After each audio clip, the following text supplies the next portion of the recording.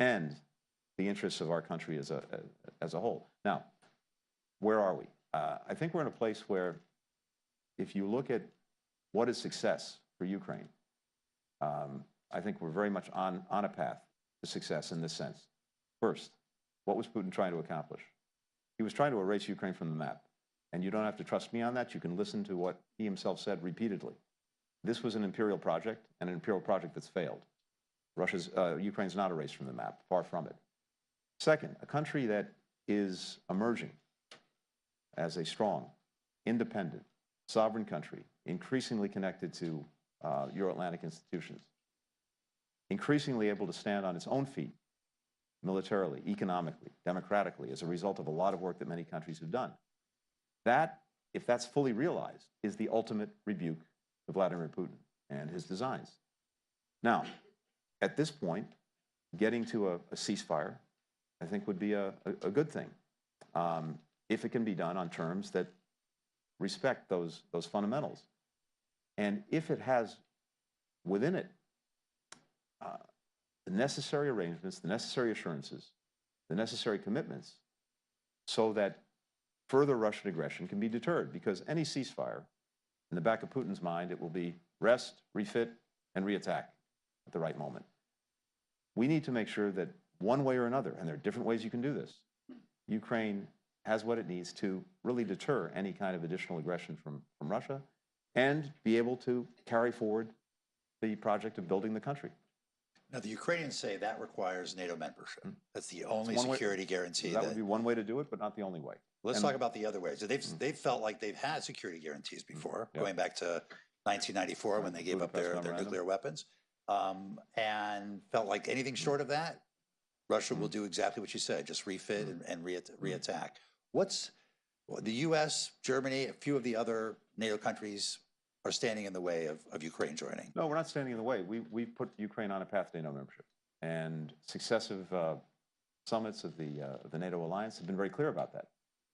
Is that a near-term thing? So here's what we did at the last summit, because I think our focus has to be not simply on hortatory policy, the things that we say, but what is it we're actually doing to move Ukraine down that path? We set up for the first time in NATO's history a dedicated command whose purpose is to help Ukraine along that path, to take the practical steps that it needs to take in continuing to build and reform its military institutions, to continue to strengthen its democracy that are necessary for membership. And we are moving Ukraine down that path. Now, ultimately, I believe, yes, Ukraine will be and should be in NATO, and Article 5 is the best guarantor we have. By the way, just a quick parenthesis on this. We have an alliance now, a NATO alliance, that's obviously bigger than it was before with 2 new members, that's stronger than it's been, that's better resourced, that's better positioned. And this, to me, is the single best guarantee against war, against conflict, against aggression. Because the unique bargain that NATO members make, and that I know people forget, don't think about, understandably, is Article 5, is the notion that an attack on one is an attack on all. And that says to any would-be aggressor anywhere, if I take on one NATO member, I've got to take them all on. And I think that's the fundamental reason why you haven't seen Russia attack a NATO member, and the fundamental reason why the alliance has been the single best deterrent against expanded Russian aggression. So yes, this is I think the best thing. But there are other kinds of assurances, commitments, guarantees that could be part of any arrangements that are made that I think would also have that kind of effect. For example, we have European countries that have talked about the possibility, if there is a ceasefire and a resolution, of having some of their forces along the ceasefire line to patrol it, to protect it, to ensure it. That wouldn't be a bad guarantee either. Meanwhile, we've put in place with 24 countries now bilateral security agreements between those countries and Ukraine that are 10-year programs, 10-year commitments to help Ukraine build its deterrent and defense capacity. As that continues to move forward, Ukraine will be stronger and stronger, and the losses that Russia has taken through this are absolutely extraordinary. The fact that Putin's been willing to send so many people into a meat grinder of his own making, at some point there's a limit to that. And one of the things I think that's increasingly apparent is the accumulated cost and burden of the sanctions, of the export controls in Russia. We're seeing that pile up more and more and more. Everything that Russia's trying to do takes longer, is harder to get done, and costs more. And so many of the industries of the future that they're dependent on have been now devoid of the necessary inputs that they would need from around the world to really succeed. So I think if you put those together, my objective now in the time that we have is to make sure that we give the strongest possible hand to President Trump to play if there's going to be a negotiation, to get a good one, to get a good arrangement, to get something that will allow Ukraine to move forward as a strong independent country, and that will deter future Russian aggression. That would be a good deal. It would be a good deal for the Ukrainians, be a good deal for Europe, be a good deal for us. Do you feel Russia can agree to a deal that doesn't take Ukraine's NATO membership off the table? I think it's very, very challenging for Russia to do that, but good. And one level, let's have things that are useful in any kind of negotiation. Ukrainians will decide what they want to do about that future. And what I think we're hearing from President Zelensky and others is, as has been the case for some time, they're very much prepared to engage in a negotiation, but we have to have a just result, and we have to have one that's durable. And it's not going to be durable if it's not fundamentally just, and it's not going to be durable if it simply opens the door to future Russian aggression a year, 2 years, 5 years down the road. China. China is now cited as the pacing challenge for all of our efforts of defense. You've been instrumental in developing AUKUS and the Quad and the trilateral cooperation with Japan and South Korea, all as ways of sort of building infrastructure in the region to offset Chinese dominance. How do you feel looking back over the 4 years? How much better are we now in terms of a credible deterrent to China vis-a-vis Taiwan? Well, I think there are two things, just to step back for 1 second before getting to Taiwan. First, the other thing that we've seen over these 4 years, and not by accident, by intent, was greater convergence than I've ever seen in the approach to China by our key partners and allies in Europe and in Asia. And if you look at not only what we say as our declaratory policy when it comes to China, but also look at what we're doing together in terms of de-risking, in terms of making sure that we're dealing with problematic technology transfers, in terms of dealing with overcapacity and unfair trade practices.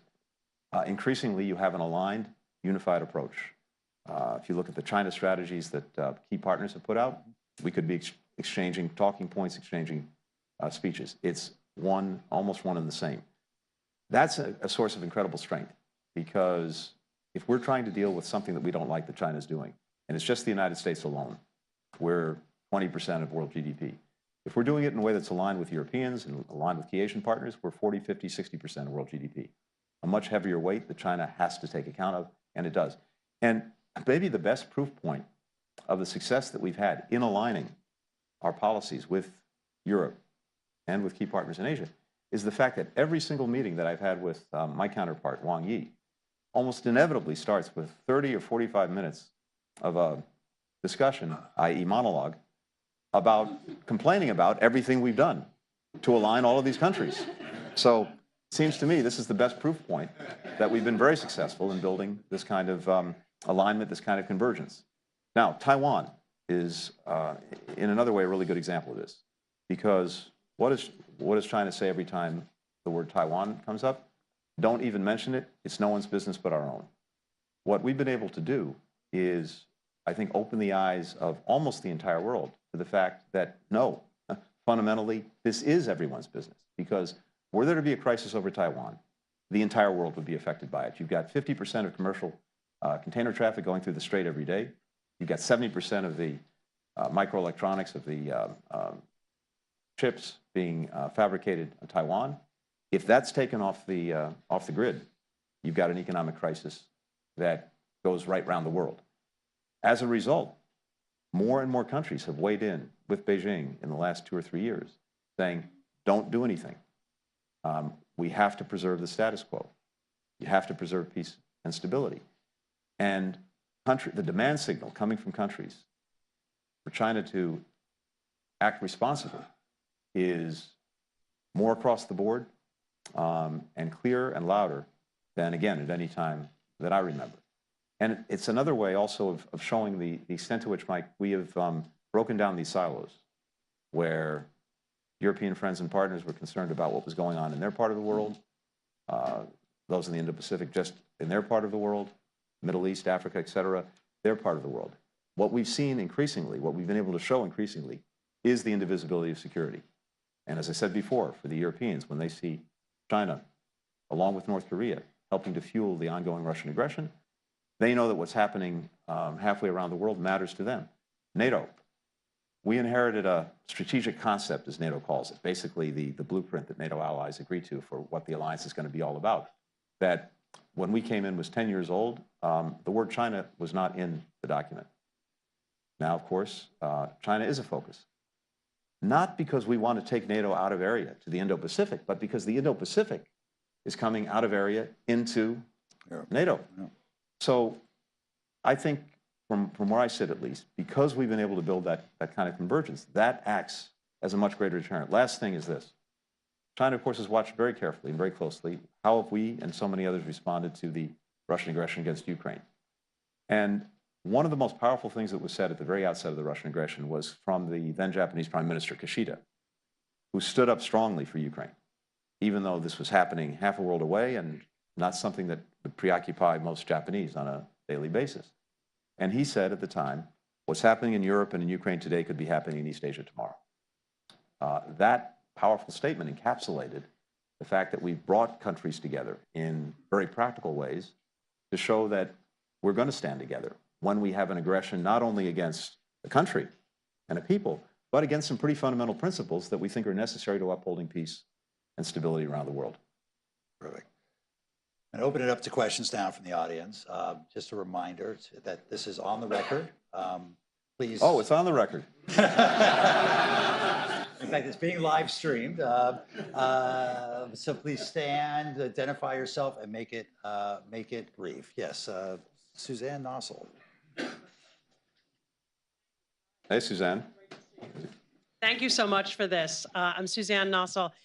When you're talking about this axis of authoritarianism, I noticed you didn't touch really on the question of ideals, human rights, democracy. And I understand why, because this is really hardened into a struggle over economics and security. And it seems as though the human rights and democracy agenda, for multiple reasons, has become very zero-sum. Democracies are themselves struggling. And I'm wondering kind of how and whether you see this fitting into the way that we wage the struggle in the years to come, and particularly how you would frame to the next administration whether and why a human rights, democracy, and values agenda matters and how it ought to fit into their interpretation of U.S. national security. Suzanne, look, the president sought from day one to put democracy and human rights as a central and an important focus of our foreign policy, and we've worked to do that in a variety of ways, including standing up the Summit for Democracy and trying to bring democracies together, in some sense, to shore each other up at a time when so many of the democracies, including our own, are challenged. And I think we've had some success with that. And democracies are always going to be our port of first call when there's a challenge that we have to face, a crisis we have to deal with. But I also believe they can't be our only port of call, because so many of the challenges that we have to deal with, if we're going to deal with them effectively, also require bringing in countries that may not meet our definition of what is a democracy, or countries that have human rights challenges that we want to deal with, but also are necessary in helping us to solve the problem. We built big and broad coalitions of countries that extend beyond the definition of democracy to deal with things like food insecurity, to deal with the fentanyl and synthetic opioid crisis that arguably is has been the biggest threat to Americans. More people between the ages of 18 and 49 dying from fentanyl overdoses than from a car accident, guns, a heart attack. And so to advance the national interests, yes, we start with democracies and we want to continue to shore them up, but that can't be, in my judgment, the exclusive club that we do everything with, because we simply won't get at so many of the things that we need to get at if we're actually going to be effective in solving problems for the American people. Look, everyone in this room is so well versed in the benefits that a much stronger democratic world would bring to the United States as well as to other countries. And that's not going to change. And I would hope that that continues to be a focus for any successive administration. And certainly that's what we're sharing with our successors. But we have to also, I think, be clear-eyed about how do we solve a given problem? Who do we need to solve it? One of the things that we've done is to build different coalitions of countries. Yes, we've re-energized our traditional alliances and partnerships, but we've also built new ones. And as I said at the outset, we've tried to reimagine. I've called it, my team hates it when I call it this because I think people's eyes glaze over, variable geometry. We have collections of countries, institutions, stakeholders of different shapes and sizes to deal with a given problem. And again, the foundation is almost always a group of democracies, but I think it has to expand beyond that, and that's the way we've approached it. In the back there, I see. Yep, behind Rory. Thank you. Hello, thank you. I'm Ashley Eha's secretary. I ran for Congress this cycle. In Pennsylvania, I lost, so you can probably guess which side of the aisle I was on. But I was in the Philadelphia suburbs, so our swing voters. And a lot of the conversations I had with them were around the perception that our foreign policy teams are elite and aloof and out of touch, and they didn't believe what we were doing. Have you engaged with this perception at all, particularly around hiring practices? Look, as someone who initially grew up on the Upper East Side, not far from here, who went to private schools, then spent a lot of time in Europe, wound up in the Ivy League, and I'm now in this job, well, only in America. How could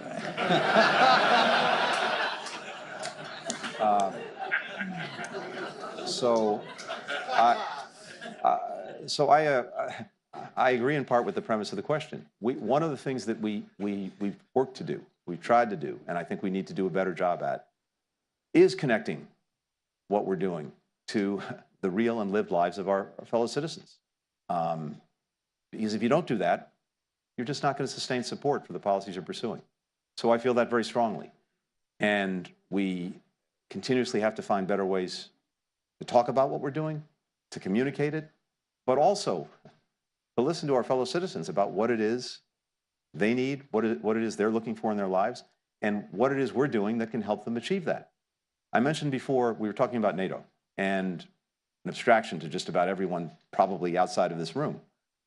And we know none of our fellow citizens, none of us, want another war. We just got out of 20 years of having American forces at war. The President ended America's longest war, 20 years in Afghanistan. And I'm proud of the fact that he did that. We ended the Iraq War a decade or so ago. People don't want that. And then they see this focus on this alliance, NATO, and they say, well, isn't that heading in exactly the opposite direction? The case I tried to make earlier is the case I think we need to make a better job in making to people, which is the best way to prevent a war, the best way to make sure it never starts in the first place, the best way to ensure that a country doesn't commit aggression is to have countries come together and say, we've got each other's backs. And if one of us is attacked, all of us will respond. And NATO's the best proof you can have that that kind of collective defense, that's the way you don't have a war in the first place. We need to do a better job of explaining that, explaining the fact that, for example, our NATO partners, President Trump has rightly said that other countries should be doing more. He's right about that. Well, you look at Ukraine. We've spent a lot of money on Ukraine in defending Ukraine, about $100 billion. Our allies and partners, they've spent about $150 billion doing it. You talk about burden sharing, this is the best example of burden sharing I've ever seen.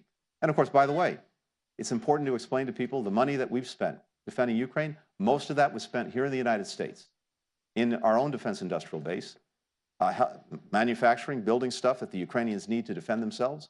Good American jobs have been a result of that. So it's a long way of saying, I think you're exactly right.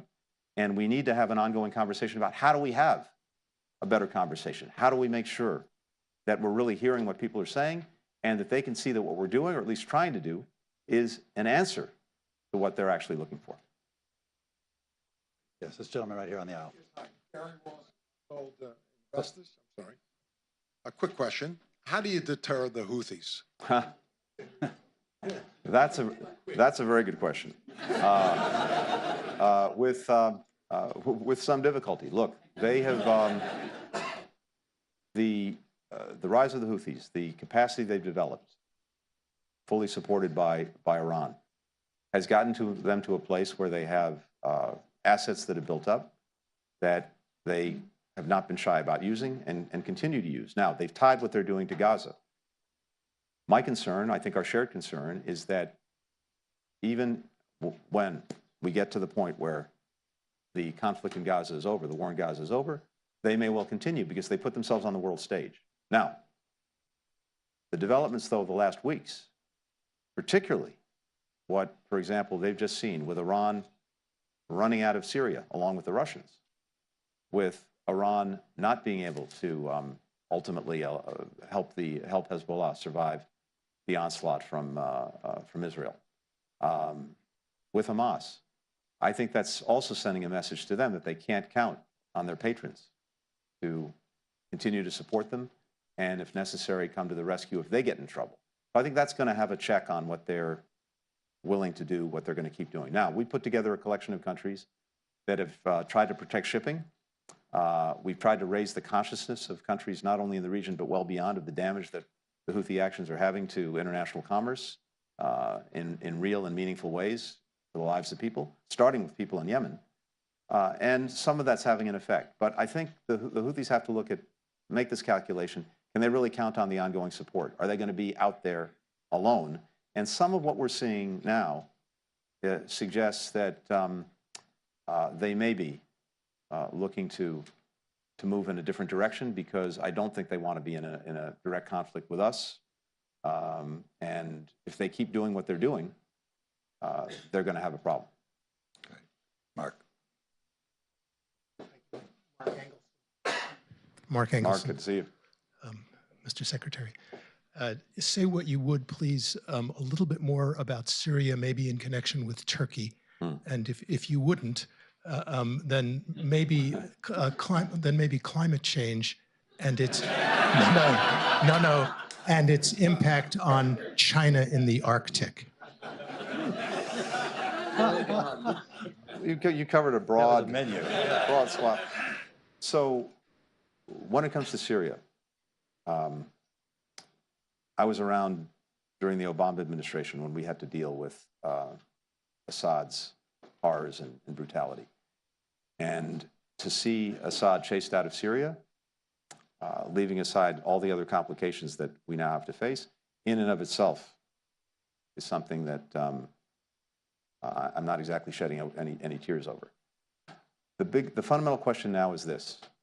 Can the Syrian people take advantage of this moment, put their country on a better track, and to seize an opportunity for the first time in decades, not to be governed by a dictator, not to be governed by an outside power, not to be governed by a terrorist organization, not to be governed by one sect or minority over another. That's the challenge.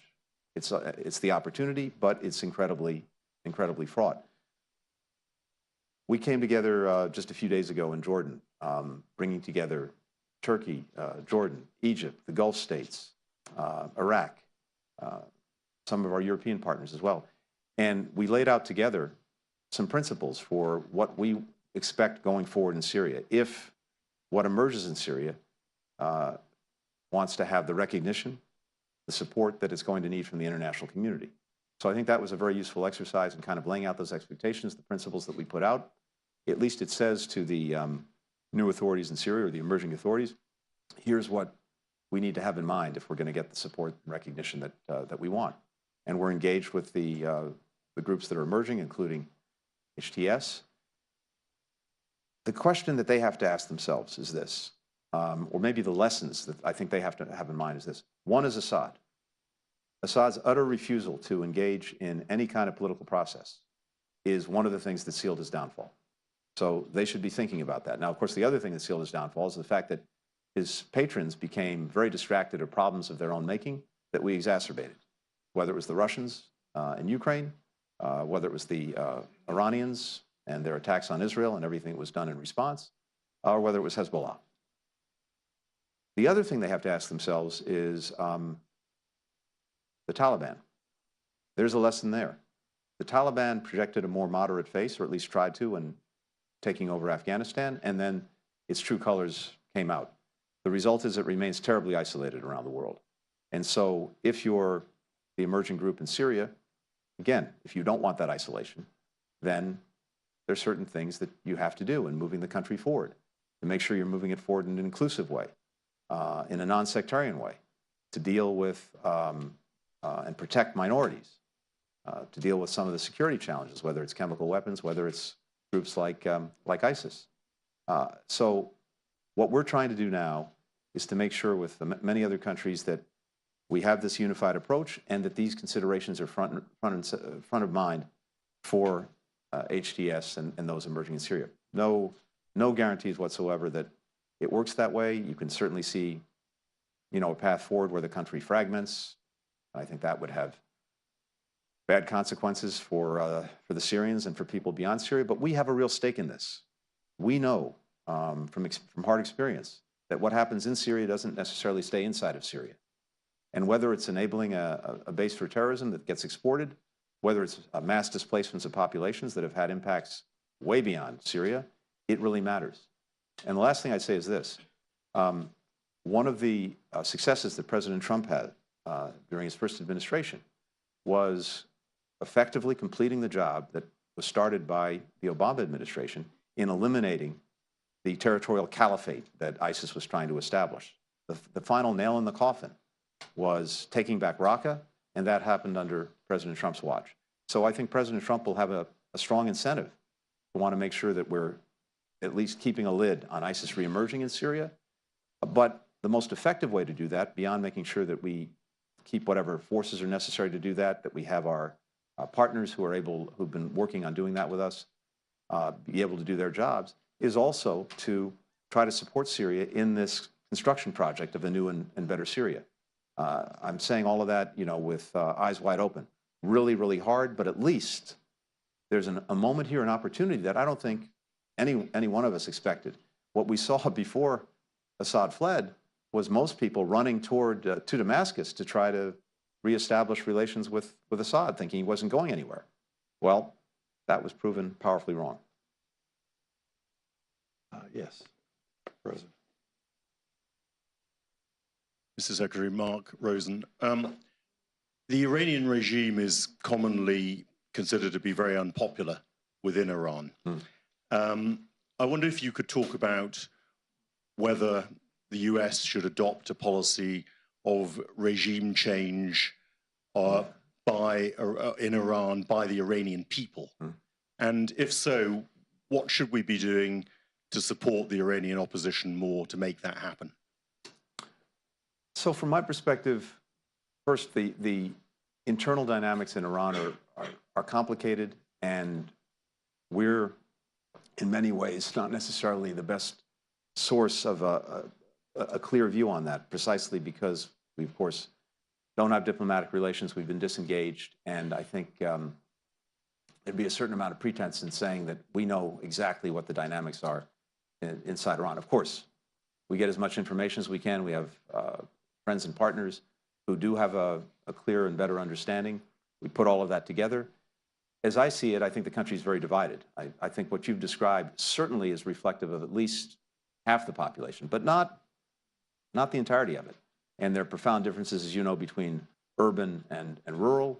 There's a very conservative element in Iran that's significant in number that probably remains beholden to the regime. So I don't think it's quite as clear-cut as that. But there's no doubt that a large percentage of people want a different future for their country. There's no doubt that that different future would be better for everyone. So the question is, what, if anything, can we do to advance that? I think if we look at the last 20 years, our experiments in regime change have not exactly been resounding successes. So I think we have to be have an appropriate degree of humility in focusing in that way on a problem. But focusing on everything we need to do to effectuate policy change, to stop the country from doing things that are threats to our interests, as well as threats to our values, that, yes, has to be front and center. And we have clear security threats emanating from Iran, and we have clear values threats emanating from Iran. What we've tried to do at different points in time is, to the best of our ability, further empower people inside Iran who want a different future for the country, to be able to communicate, to be able to stand up, to be able to have some resources to do that. But I'll be the first to acknowledge it's really hard to do from the outside. I think what's most likely to succeed, ultimately, is even more of the Iranian people deciding that the direction, the governance of their country is not delivering for them the results that they want, the future that they want. And at some point, that will, I think, reorient the course of the country. I just, from my perspective at least, and from my own experience, I think that's hard to engineer from the outside, and you inevitably end up with unintended consequences, second and third order effects that you got to be very careful about. So I think we have to keep standing up for what we believe in. We have to keep standing strongly against manifestations of Iranian behavior that run counter to our interests or the interests of our allies and partners. We have to stand strongly with those in Iran who want a different future. But I'd be very wary about trying to engineer anything from the outside. Ambassador Bill Lewis, get you a microphone here, coming your direction. Right here. Stay seated if you like. Mr. Secretary. Good to see you. Thank you. You seem to be taller than I remember you. Bill, I got a little bit of help here today. At some point, Putin's going to want to talk to the United States about serious stuff around Ukraine, broad visions. Does he know who to talk to and how to get those doors open? Good question. Look, I think the answer is yes, and certainly we tried in advance of the Russian aggression. We made a full court press, full court effort to engage the Russians and engage Mr. Putin. In fact, even well before the Russian aggression, look, we were trying to get the relationship with Russia to a different place, one that was a little bit more stable, a little bit more predictable. President Biden, President Putin met in Geneva, had a lengthy meeting. This is well before the aggression, and that's what we were trying to see if that was possible. That's the direction we wanted to move things in. This was near the beginning of the administration. There were so many other things we wanted to be focused on and concentrating our time and resources on, not conflict with Russia, whether over Ukraine or anything else. Unfortunately, I think what proved out over the last 3 years is that Putin's had imperial designs for a long, long time, starting really close to home in Chechnya, going to Georgia, then to Ukraine in 2014, and now again to Ukraine in 2022. And this was never about real concerns that Russia or Putin had about Russia's security. It really was about the imperial design that Putin has. And we've had to contend with that. I think as we look at this, if we felt over the course of the last couple of years that Russia was in a place where it was prepared to have a serious conversation about resolving Ukraine in a just and durable way, we would have been the first to have that conversation. I would have liked nothing more than to be able to have the conversation. Unfortunately, all the information we had told us that they just were not serious about it, and it would be a waste of time. Now, maybe, we're at a point where those conversations could be more productive. And I hope that's the case, and I'm sure the next administration, if there's an opportunity, will try to have those conversations and see if we can get some kind of at least near-term resolution on Ukraine, assuming that's where the Ukrainians want to go, and maybe work through some other issues. Now, we've continued to talk to them in a variety of ways. Important to us, we've gotten people back from Russia who they had falsely imprisoned to use as political pawns, and that continues to this day. We've dealt with issues as they've come up where we've had real concerns about the possibility they were contemplating the use of a nuclear weapon, concerns about weaponization in space, other issues. And we've even had deconfliction of one kind or another, for example, in Syria over the years, irrespective of the otherwise breakdown in the relationship. But I think it would be good to get back to a place where we can have a productive conversation, but so much of it depends on whether Putin is prepared to go there. Mr. Secretary, you've been an incredibly effective defender of American interests, promoter of a greater world, a stronger world. We're so grateful for you to be a member of the council and to spend some time with us today. We're very grateful for your service. Thank you. Thank you, Mike. Thank you.